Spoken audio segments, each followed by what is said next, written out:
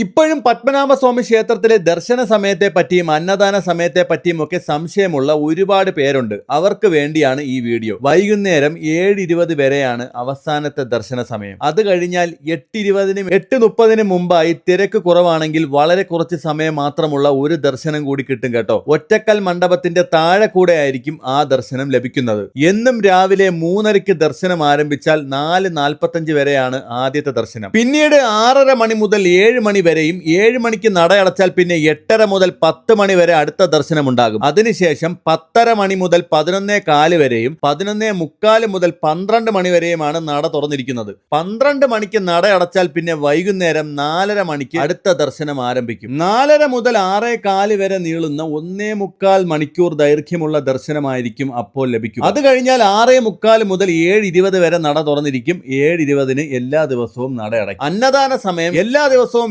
രാവിലെ 11:30 മുതൽ ഉച്ചയ്ക്ക് 1 മണി വരെയാണ് കേട്ടോ. അപ്പോൾ ഇതുപോലെ മറ്റൊരു വീഡിയോയുമായി വീണ്ടും കാണാൻ stay tune to KJ's Travel Tales.